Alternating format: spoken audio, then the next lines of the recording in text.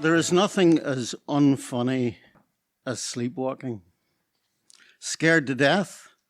Well, scared of life. Scared you don't and can't understand it. The first time that I know of was in a hotel in Edinburgh. I had had a long day driving over for a conference, taking a call from an editor on the way and agreeing to write an article that I really didn't have time to write, being late for the conference after driving around looking for somewhere to park, writing and sending the article, and interacting with other delegates, then getting pissed in the hotel and leaving the party to go to bed at midnight, my head buzzing. The next thing I knew, I had sore, cold feet. I was walking on something hard, steps. I came slowly to consciousness to discover that I was walking down a concrete staircase barefoot.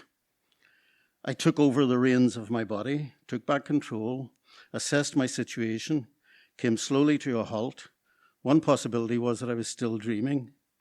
I'd been walking down the fire exit at the end of the corridor my room was on. To do what? I suspected that I had got out of bed to use the toilet and in a groggy state of mind had opened the wrong door and stepped out into the corridor. I was wearing a shirt and a pair of underpants. A long-tailed shirt, thankfully. That was better than nothing. I didn't have my glasses on, so everything was blurred. I had only one option, and that was to go down to reception and ask for another key. Along the corridor, I passed a couple going to their room. They showed no interest in me. That augured well. They might have said, "Do you know there is a phone on the landing and you can call reception from there?" All hotels, I think, should have a notice in every room saying, "Sleepwalkers, there's a phone on the landing and you can call reception from there." I didn't know which landing I was on or what time it was. I wasn't sure I knew the number of my room. It would be written on a little card that came with a key. It was on my bedside table. And suddenly people who had bedside tables within reach and who knew the number of their room seemed to me the luckiest people in the world. When I stepped out of the lift into the reception area, I realized that it was only about 1 a.m., for the whole area was full of people still partying. There were women in their finery, probably part of a wedding party. I didn't look directly at anyone for fear that they would look directly back at me. I didn't allow myself to imagine the humiliations that might follow naturally from being recognized. "Lost your trousers, have you? The fancy dress party's tomorrow night. Oh, did she kick you out?" The word sleepwalking had not yet occurred to me, so I said to the man at the desk, "I'm afraid I got disorientated and left my room."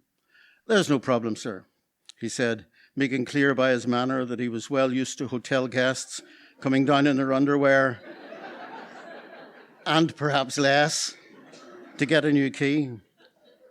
I got back to my room without meeting anyone I knew, locked the door, put the key card in my shirt pocket so that I would have it if I went walking again, and went back to sleep.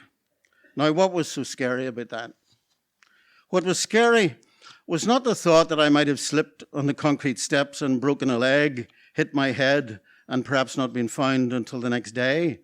No, what was scary was not knowing how I had got there, not knowing who it is that works this body, moves it around, generates its thoughts and responses. And I had thought until then that I did all that myself. And now it was clear that I am a puppet, manipulated by impulses and notions that arise below the level of consciousness. And if that was so, who was I?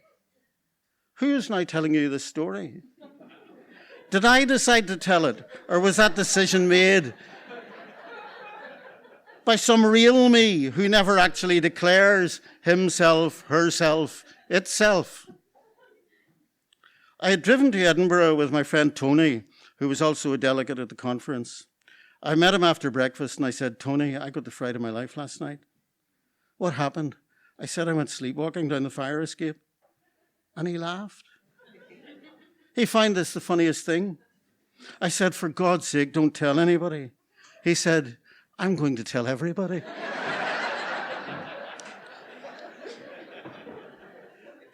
I wasn't communicating to him the profundity of the experience. He said, "You're a gag, Doc." That's what people used to call me, Doc. Now, when I stay at hotels on my own, I sleep with a shirt on and keep the key in the pocket. I should perhaps get a decent pair of pajamas, write my room number on my arm, along with an urgent message. There is usually a phone on the landing.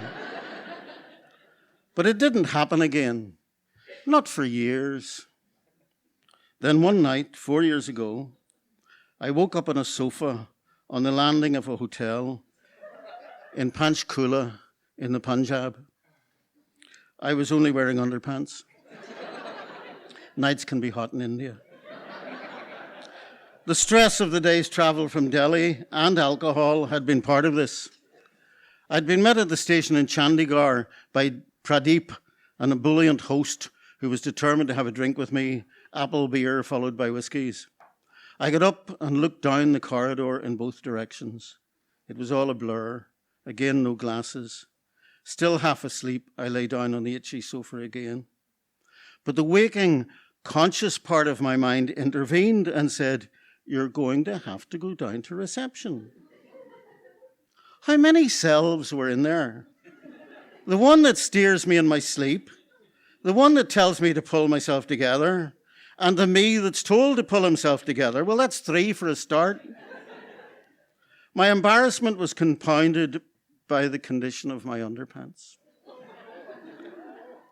I was past the age at which I'd undress to impress. Now, if I was Richard O'Leary telling this story,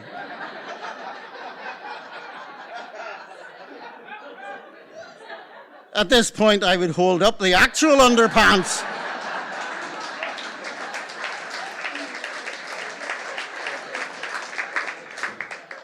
Just take my word for it. You would not wear them on a date that had prospects. Fortunately, the reception was clear of people, but there were still 2 men at the desk. I read something very reassuring in the contemptuous expression of the manager. It said, "Oh God, not another one." This told me that I wasn't mad, that horrific as this was, it was really quite routine. Since then, I've talked to others who've had this experience, including a woman who stepped naked out of a lift into a busy reception area. Fortunately, people are generally helpful by nature, and someone put a coat over her. The manager in Panchkula sent a member of staff to accompany me back to my room. This man stood beside me in the lift, unembarrassed. I said, "I feel completely ashamed of myself." He said, "It is normal. You have had a long day. Sleep well." In the morning, my friend who had drunk with me the night before came to the hotel to meet me. I said, "Pradeep, I had an awful night last night. I went sleepwalking." "Ah," he said, "that's hilarious." Actually, it's not. Thank you.